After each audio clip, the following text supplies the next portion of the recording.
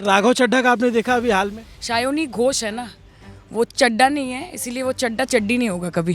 तुम्हारे पास ED CBI है, करोड़ों रुपए हैं और बहुत क्षमता है आपके पास, यू हैव पावर। पर हमारे पास एक ही हवाई चप्पल और सफेद साड़ी वाली ममता है। आपने बोला ममता दीदी को 2029 में प्रधानमंत्री बनाना है, वो तो बनाना है ही। मैं तो अपने लीडर को प्रधानमंत्री देखना चाहती हूँ। तो क्या आपके दिल में कहीं मुख्यमंत्री बनने की तो वो ख्वाहिश नहीं है कि दीदी को मैं भेज दूं और इधर मैं?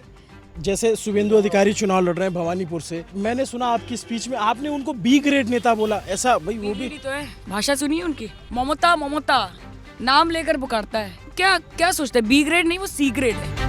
नेताओं के एफिडेविट में चेक कर रहा था, उनकी जो संपत्ति थी वो डबल ट्रिपल हो गई है, लेकिन आम आदमी की जो प्रति व्यक्ति आया है बंगाल में आज भी वैसे ही है, थोड़ा बहुत अंतर आया जैसे। तो आप बोल रहे हैं कि बीजेपी को ले आना चाहिए? नहीं, मैं नहीं बोल रहा हूँ, मैं देखिए मैं आपसे सोच रहा हूँ आपकी सरकार है उसने क्या किया। शुरुआत से आपको ममता बनर्जी ने अपनी छत्र छाया में रखा और आपको पोस्ट दी, आपको सारा कुछ, आप रहोगे इनके साथ ही ना कि आगे चल के बदल जाओ? दे पाल तुले दे माझी हाला कृष्णा ছেড়ে দে নৌকায় আমি যাব মদিনা ছেড়ে দে নৌকায় আমি যাব মদিনা।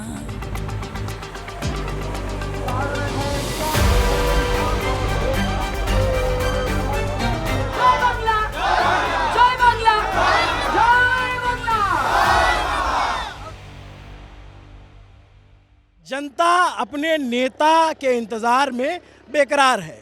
सायोनी घोष पश्चिम बंगाल की चर्चित नेता, टीएमसी की स्टार प्रचारक, बीजेपी के तमाम स्टार प्रचारक एक तरफ और टीएमसी की एक स्टार प्रचारक सायोनी घोष एक तरफ। सोशल मीडिया की गैदरिंग कुछ ऐसी ही है। सायोनी घोष वर्धमान ज़िले में प्रचार करने आ रही हैं और हम इनसे बातचीत करने की कोशिश करेंगे, जानेंगे कि इनको बंगाल के चुनाव में क्या नज़र आ रहा है और ये अपना नैरेटिव पहुंचाने में कितना कामयाब हुई हैं। नीचे आप देखेंगे तो बहुत भीड़ है और ऊपर आप देखेंगे तो हेलीकॉप्टर अब लगभग लैंडिंग के लिए तैयार है। जाधवपुर से सांसद हैं, टीएमसी की यूथ विंग की अध्यक्ष हैं और हेलीकॉप्टर अब जो है हेलीपैड पे लैंड करने को तैयार है।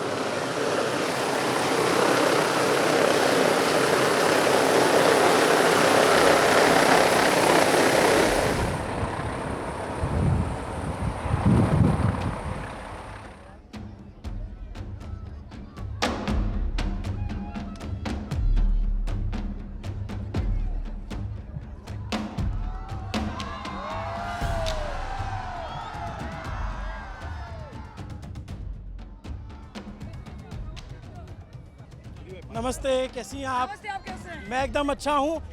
एक बात ये कहनी थी कि एकदम गर्दा उड़ा दी है। पता नहीं, इस ममता बनर्जी का जलवा है। हेलीकॉप्टर भी आया तो बहुत सारा धूल लेकर आया, लेकिन आपकी चर्चा बहुत है इस समय देश थैंक में। You so much. बस प्यार है सबका और दीदी ने मौका दिया है तो बस यही है। कैसा चल रहा है चुनाव? एकदम बढ़िया, जीतेंगी ममता बनर्जी। जय बांग्ला बाबा, जय बांग्ला, जय बांग्ला बेटा, जय बांग्ला सोना। इस समय पूरे इंडिया में आप स्टार प्रचारक के तौर पे चर्चित हो रखी हैं।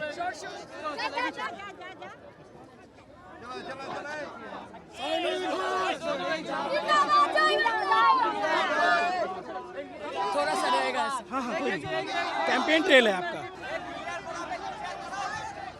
ये आपकी कौन सी रैली है, कितने नंबर की गिनती कर पा रही हैं? नॉट रियली, 80, 80, 85 पर डे कितने कितने कैंपेन हो? 4-5 तो रह रहे हैं। इसमें मीटिंग भी रहता है, इसमें रैलीज भी रहती है। पहले चरण का चुनाव हो गया और दूसरे चरण का, तो आपको क्या रिस्पांस लग रहा है लोगों में? सब दीदी के साथ है। रेस्पॉन्स मैं जो बोल रही हूँ वो नहीं होगा, रेस्पॉन्स आप जो देख रहे हैं और आप जो दिखाएंगे वो होगा। ये जय बांग्ला आप लोगों का नारा है जय श्री राम के बरक्स में। जय श्री राम तो कोई पॉलिटिकल नारा हो नहीं सकता, वो तो रिलीजियस स्लोगन है। जय बांग्ला बंगला के लिए, बंगाल के लिए, ये हमारा नारा है, टीएमसी का नारा है।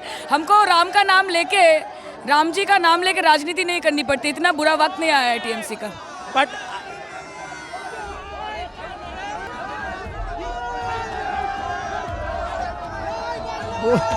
फ्लाइंग किस एक्सचेंज हो रही है इधर से उधर। कैसा कैसा एक्सपीरियंस है इस बार? मुझे लगता है पहली बार आप इस तरीके से स्टार प्रचारक के तौर पे कर रही हैं। नहीं, मैं तो टीएमसी की स्टार प्रचारक रही हूँ, विधानसभा चुनाव में पहली बार आई हूँ और बढ़िया एक्सपोजर है, बढ़िया एक्सपीरियंस है। आप पहले टीचर थी क्या, डांस टीचर? नहीं, कभी किसी की कॉलेज में? मैं सीखी हूँ क्लासिकल डांस, पर टीचर कभी नहीं रही हूँ। I am an actor and from there I have come to politics. 2021 में आई हैं और बहुत जल्दी आपका फिल्म इंडस्ट्री से मन हट गया। नहीं, मैं 16 साल में फिल्म इंडस्ट्री में थी, 16 इयर्स। मैंने 16 साल की उम्र से काम शुरू किया और नाउ आई एम 33, सो लगभग 16 साल काम किया है और अभी भी करते हैं, अभी भी फिल्म चल रही। पहला विधानसभा आपने आसनसोल से लड़ा था, अब तब के और अब में क्या फर्क समझ में आ रहा है? फर्क ये है कि अभी I am in the organisation, प्रदेश युवा की अध्यक्ष हूँ, तो अभी राजनीति बेहतर समझ में आती है, लोगों से कनेक्ट बढ़ गया है। आपके भाषणों की बहुत चर्चा आपको पता चल रहा है? जी, बोलते हैं पसंद आता है सबको। मेरा कुछ नहीं है, सब लोगों का प्यार है। इन इलाकों में आप पहले आए हो कभी? पहली बार? पिछली बार बर्धमान जिले की 16 की 16 सीटें आप लोगों ने जीती थी, इस बार आपको क्या फीडबैक? सेम, सारा जीतेंगे। अमित शाह जी का बयान सुना आपने पहले चरण के बाद? पहले चरण की वोटिंग के बाद अमित शाह जी का बयान सुना? उनका बयान वो हमेशा देते रहते, इसमें सुनने वाली क्या बात है? बयान में से आधा तो जुमला है उनका। 110 सीटें जीतने का दावा किया उन्होंने। Good for him, all the best. क्या इश्यूज लगे इस बार आपको चुनाव में ज्यादा? सब हाथों के पीछे पर है ममता बनर्जी के, ईगो में ले लिया है, फ्रस्ट्रेशन में चले गए बीजेपी के, बंगाल नहीं दखल कर पा रहे। मुद्दा कुछ भी नहीं है, मुद्दा है बंगाल को बचाना, बंगाल रहने देना, सांप्रदायिक शक्ति को आने ना देना। किससे बचाना है आपको? भाजपा की गंदी राजनीति से बचाना है, भाजपा से बचाना है। भाजपा ये कहती है कि आपकी बार अगर टीएमसी आ गई सत्ता में तो बंगाल बांग्लादेश हो जाए। उन्होंने तो कहा था कि एसआईआर में 1 करोड़ बांग्लादेशी का नाम निकालेंगे, पहले वो तो निकालने बोलिए। कहा था 50 लाख रोहिंगा रहते, एक नाम तो बताने बोलिए, फिर देखेंगे। तो घुसपैठ का आरोप आप ही लोगों पे लगाते हैं। घुसपैठ रोकने का काम होम मिनिस्टर का होता है, वो मुख्यमंत्री का काम नहीं होता है। अब कहते हैं हमें जमीन नहीं दे रहे। मतलब ममता बनर्जी उनसे ज्यादा पावरफुल है, वो ही बोल रहे हैं क्या?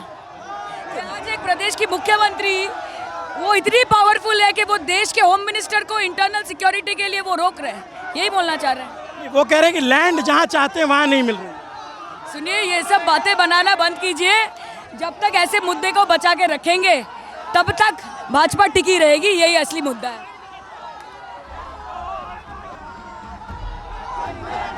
आप जो प्रचार कर रही हैं तो आप लोग एमएलए के काम पे वोट नहीं मांगते, आप लोग ममता बनर्जी के नाम पे वोट मांगते हैं। काम आपको दिख नहीं रहा है? रास्ते पे चल रही है, अमित शाह जी ने बनाया है, एमएलए ने बनाया ना, तभी गाड़ी ऐसी चल रही है स्मूथ। लोग वोट देते हैं लोकल इश्यूज पे। यहाँ पे हमारे जो विधायक साहब खड़े हैं आज के नहीं है, क्रेडिबिलिटी बनाई जाती है, वो एक दिन में नहीं आती, वो बीजेपी की तरह पॉलिटिकल टूरिज्म करके नहीं आती है। बट जो सबसे ज़्यादा मेजर आरोप आपकी पार्टी के चुनाव आपके 15 साल के शासन पे है, आप लोग रोजगार देने में कम असफल रहे हो, ये बीजेपी का दावा। देश में नरेंद्र मोदी जी ने जितना रोजगार दिया उससे ज्यादा रोजगार ममता बनर्जी ने पश्चिम बंगाल में दिया है। नरेंद्र मोदी जी ने बोला था कि साल में 2 करोड़ नौकरी, 12 साल में 24 करोड़ नौकरी, 2 करोड़ दे पाए, हिसाब आप दिखाइए ना। बट एक बात बताइए कि आपको नहीं लगता कि बंगाल में उस तरीके की आर्थिक प्रगति नहीं हुई जितना मुंबई, दिल्ली, इन सब? नहीं लगता है। हमारी जीडीपी काफी अच्छा कर रही है, बंगाल के लोग खुशहाली में हैं।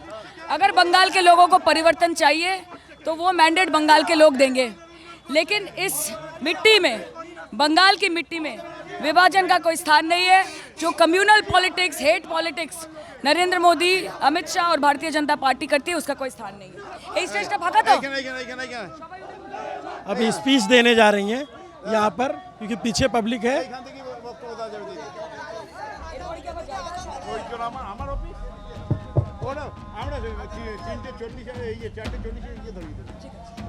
জয় বাংলা,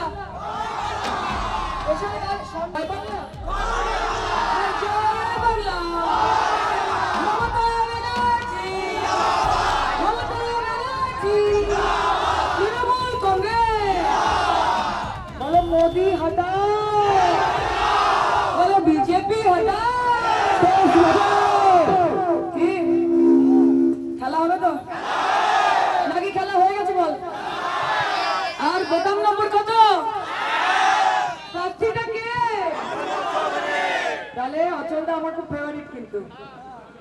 তোমাদেরও ফেভারিট, আমারও ফেভারিট, মমতা দিয়ার অভিষেকেরও ফেভারিট। এই লড়াই বাংলা বাঁচানোর লড়াই, এই লড়াই বাংলা ভাষা, বাংলা জাতি, বাঙালির সম্মান, বাংলার মাটি, বাংলার মা, বাংলার মানুষকে বাঁচানোর লড়াই। আর শুধুমাত্র দিদিকে চতুর্থবার মুখ্যমন্ত্রী করার লড়াই নয় বন্ধু, এটা 2029-এ মমতা ব্যানার্জিকে দেশের প্রধানমন্ত্রী করার লড়াই। তাহলে 4 তারিখে তো কথা বলি হবে, দেখতে পাবে। আর এখানে মার্জিন কত হবে আমি জানতে চাই। কি মার্জিন কত? 40, 50? 50 যদি হয়ে যায় তারপর কিন্তু এসে আমিও সবুজ আবির খেলে যাবো। তাহলে জয় বাংলা। বৈষম্যের কোনো জায়গা নেই, বিভাজনের কোনো জায়গা নেই। হিন্দু মুসলমান শ্মশান কবরস্থান ইন্ডিয়া পাকিস্তানের রাজনীতি বাংলার মাটিতে চলবে না। সবাই মিলেমিশে একসাথে থাকবো, সবাই মিলেমিশে একসাথে লড়বো, একসাথে করবো, একসাথে জিতবো, করবো, লড়বো, জিতবো রে। তাই তো? তাহলে 2 লাইন হবে নাকি? সঙ্গে সঙ্গে গাইবেন নাকি? কি হবে?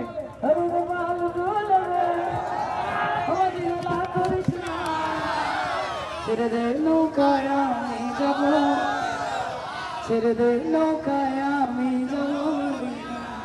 ও দয়াল মুর্শিদ যার সখা তার কিসের ভাবনা, মুর্শিদ যার সখা তার কিসের ভাবনা, আমার হৃদয় মাঝে কাবা নয়নে মদিনা। আর দিদির জন্য কি হবে? দিদির জন্য ও তোমায় রে মাঝারে রাখিব, দিদিকে যেতে দেব না। ছেড়ে দিলে সোনার গো আর তো পাবো না, না না না, যেতে দেব না। তাই হৃদ মাঝারে রাখিব, দিদিকে ছেড়ে দেব না। জয় বাংলা। ওদের আছে ইডি সিবিআই, কোটি কোটি টাকা, কারি কারি ক্ষমতা। তো বিজেপির আছে ইডি সিবিআই, কোটি কোটি টাকা, কারি কারি ক্ষমতা বাবা। আর আমার আছে হাওয়াই চটি সাদা শাড়ি, একটাই মমতা। খেলা হবে। জয় বাংলা, জয় বাংলা, জয় বাংলা। তাহলে 1 নম্বর বোতাম অচলদা তৃণমূলের প্রার্থী, মমতা দি অভিষেকের প্রার্থী, সায়নী ঘোষের প্রার্থী। অচলদা জিন্দাবাদ। দিদি আমার খুব প্রিয়। আমারও তুমি খুব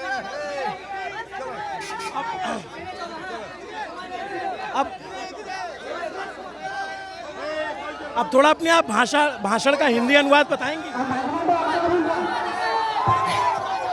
बोल रहे हैं, अभी खाली रहेगा थोड़ा ट्रेल। কই চোর, কই চোর? কই চোর, কই চোর?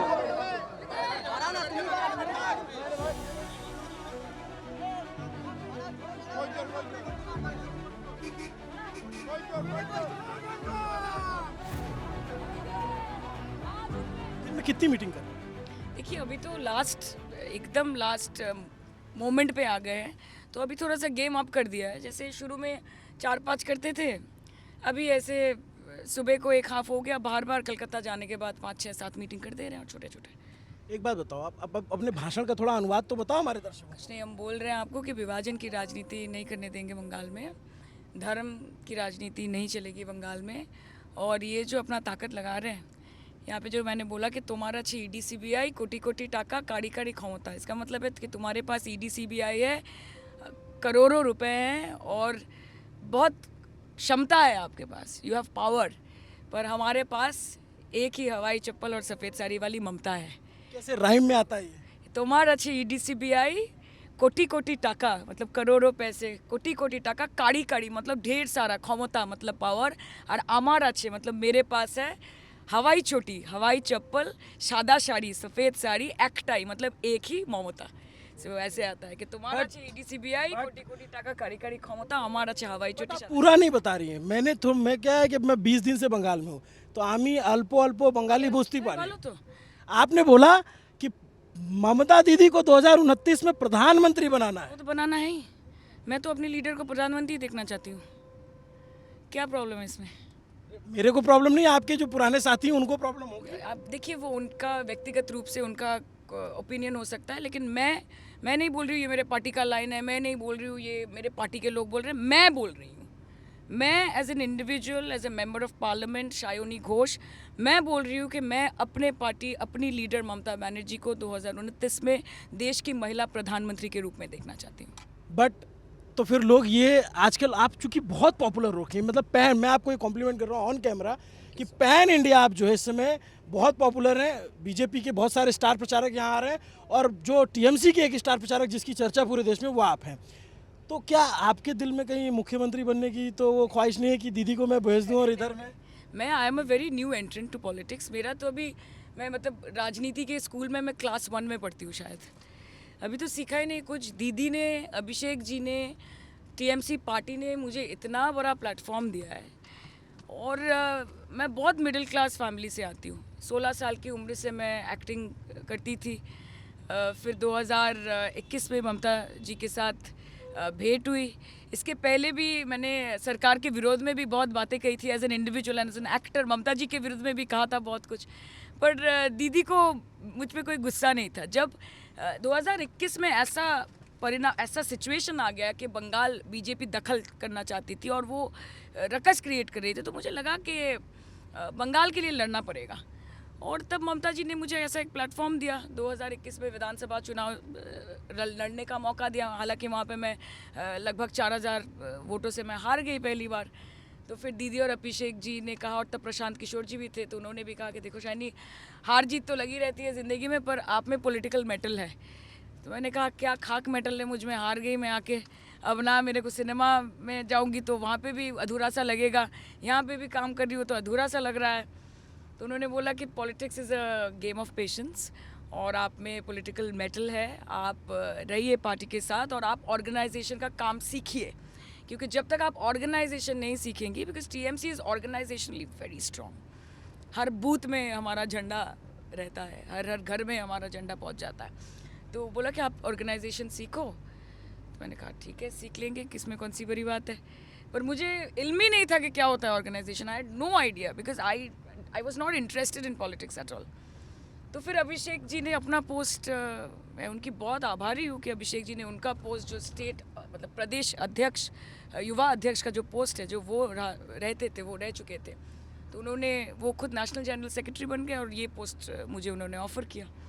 3 साल बहुत काम की, हर जगह गई, हर गली नुक्कड़, हर डिस्ट्रिक्ट घूमा, लोगों से मिले, काम सीखा, संगठन ने बहुत प्यार दिया, यूथ ने बहुत सारा प्यार दिया। एक कम्प्लीटली फिल्म बैकग्राउंड से आई हुई लड़की को इतना सम्मान देना, ये भी बंगाल की खासियत है, बंगाल के लोगों की खासियत है, क्योंकि दीदी एक महिला मुख्यमंत्री है, तो यहाँ पे महिलाओं का सम्मान बहुत ज़्यादा है। तो बस, और उसके बाद 2024 में ममता जी ने कहा कि जादवपुर से लड़ो। तो जादवपुर कभी उनकी सीट हुआ करती थी, 1984 में वो पहली बार सांसद बनी जादवपुर से, और उन्होंने कहा था कि प्रदेश युवा अध्यक्ष बना रहे हैं। मैं लास्ट कांग्रेस की महिला युवा अध्यक्ष थी।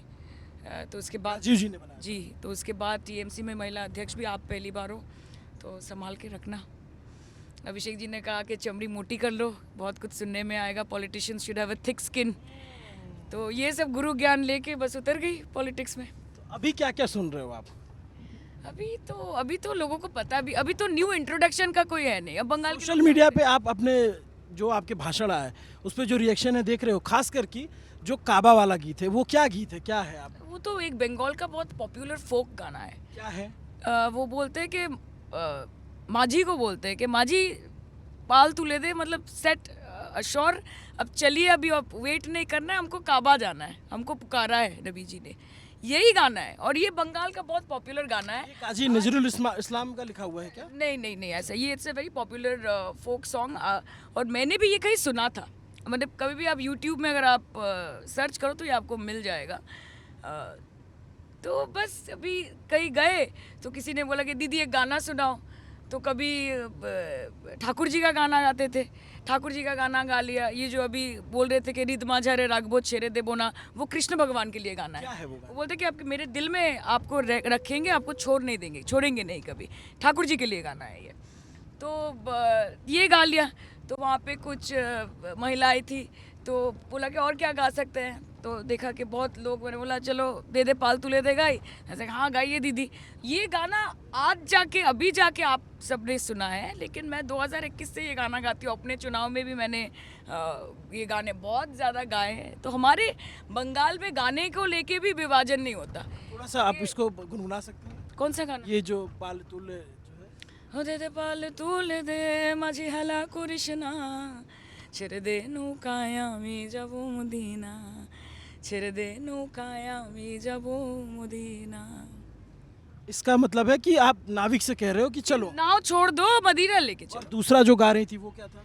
वो वाला था कि होय আমি যাব ব্রজের কূলে কূলে, कि मैं ब्रज, ब्रज है ना, जैसे वृंदावन में ये है, मथुरा में ब्रज लीला जहाँ चलती है, कि वहाँ के गली नुक्करों में जाएंगे और ठाकुर जी का नाम गुनगुनाएंगे और ठाकुर जी के पैरों की जो धूल है उसको अपने सर पे, अपने माथे पर लगाएंगे।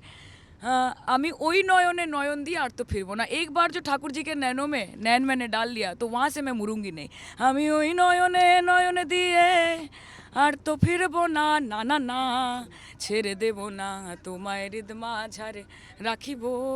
तुमको ठाकुर जी को दिल के अंदर रखेंगे, उनको छोड़ेंगे नहीं। एक सेकंड बस रुकिएगा। जब आपने ये काबा वाला गाना गाया तो इतना ज़्यादा वायरल हुआ, फिर आपका एक पुराना ट्वीट निकाल के लाया गया सोशल मीडिया पे कि कोई शिवलिंग पे कॉन्डोम की फ़ोटो थी। वो तो पहले ही क्लैरिफाई कर दिया गया था कि वो 2015 की एक ट्वीट थी जो मैंने की भी नहीं थी। देखिए अभी ये सब बात बोल के कोई फ़ायदा नहीं है, क्योंकि जिनको ट्रोल करना है वो करेंगे। फिर योगी ये कहना चाहती हूँ कि 2015 के बाद, और अगर जब से मैं राजनीति में आई हूँ, कभी भी अगर किसी भी संप्रदाय लोगों को ठेस पहुँचाया है, दुख दिया है, तो बताइए। अच्छा एक बात बताओ, योगी जी ने फिर जो स्पीच दी उसमें आपको कहा काबा नहीं बनने देंगे, तो एक सांसद के बयान पे बुलडोज़र चलने देंगे, बुलडोज़र चलने देंगे। देखिए उत्तर प्रदेश की धरती नहीं है। योगी जी क्या बोल रहे हैं इससे हमको कुछ आता भी नहीं है, जाता नहीं है। बंगाल के लोग ये फैसला लेंगे कि बंगाल में शांति, संप्रीति और सद्भाव की राजनीति चलेगी। ये कोई मोदी जी या जोगी जी आके बंगाल में नहीं बोलेंगे, खुद को हम पे इम्पोज नहीं कर पाएंगे वो। चलिए हम आगे चलते हैं प्रचार में।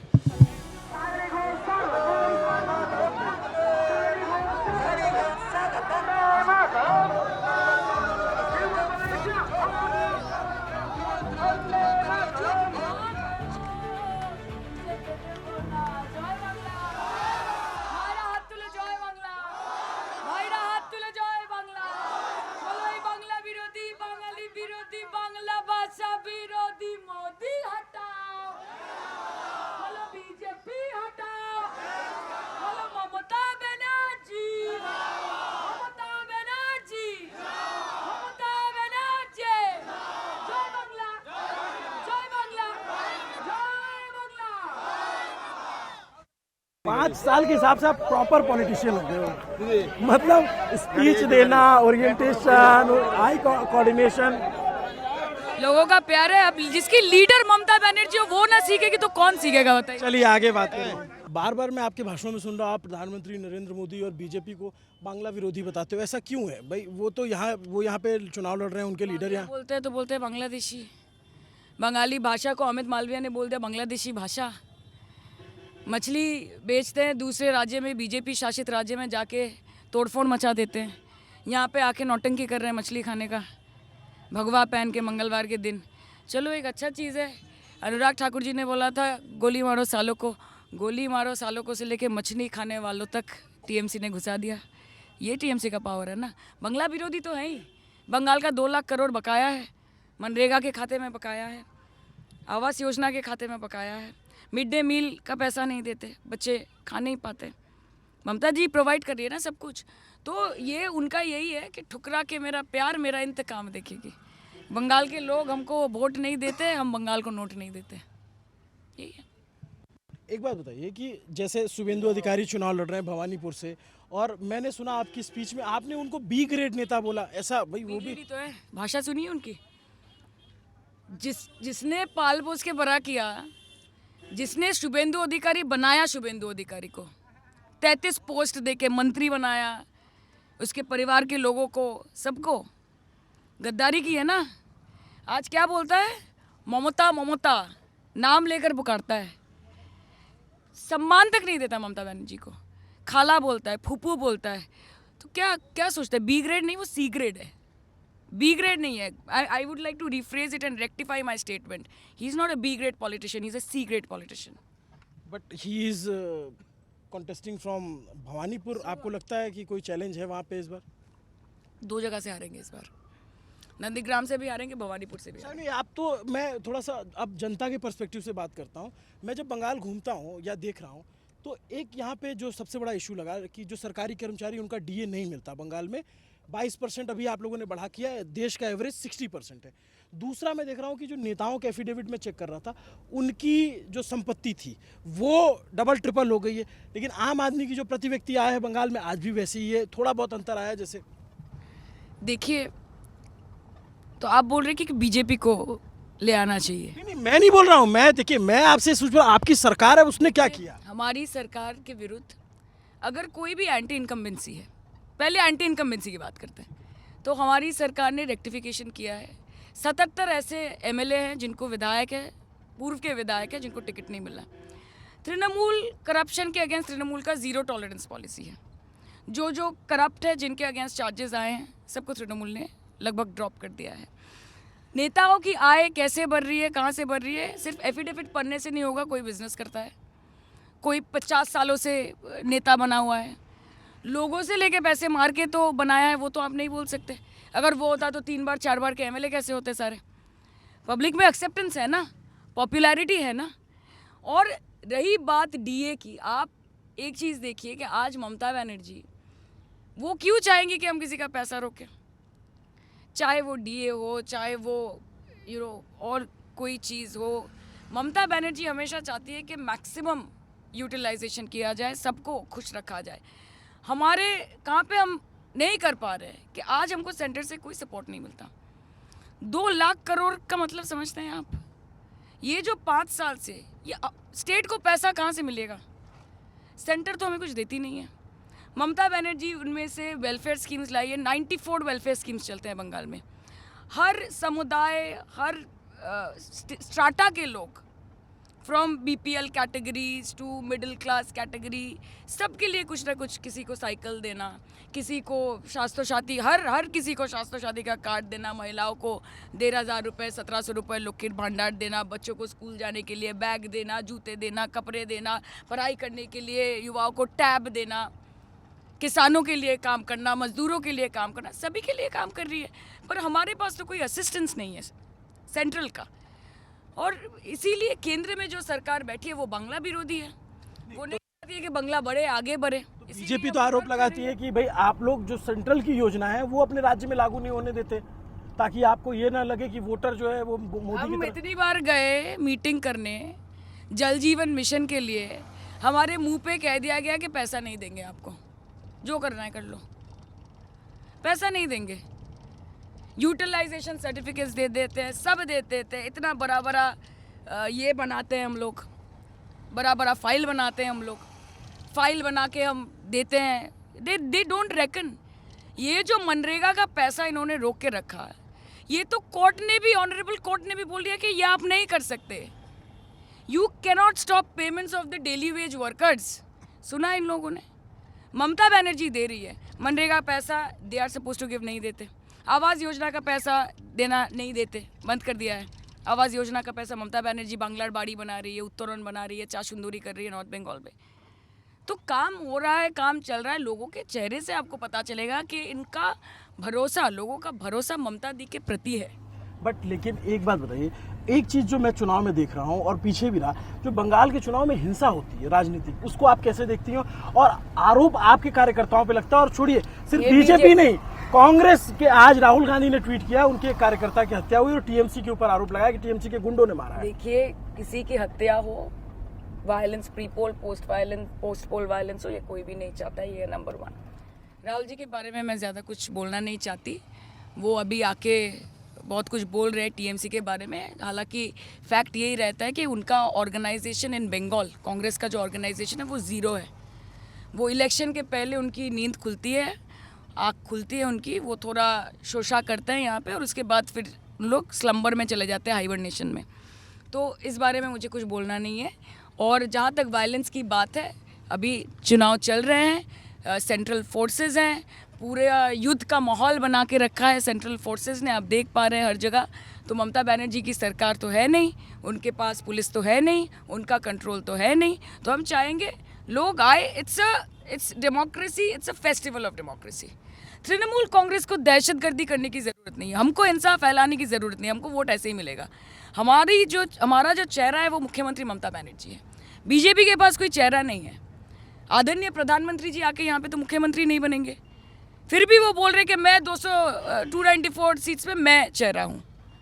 तो ये उनको शोभा नहीं देता है। कुछ भी बोल सकता है, कुछ भी कर सकता है, पर जीतेगी तो दीदी ही, आएगी तो दीदी ही। हमने देखा कई जगह पे लोग बोलने से डरते हैं, उनको लगता है कि पॉलिटिकल कुछ बात करेंगे। बंगाल में मैं ऐसा मुझे बाकी जगहों पे नहीं दिखा, बंगाल में लोग बात करने से डरते हैं, उनको लगता पता नहीं, मैं तो जा गई हूँ, मुझसे तो सब बात करते हैं। अब आप कितने जगह गए हैं, कितने लोगों से आप मिले हैं, ये तो आप ही को पता होगा।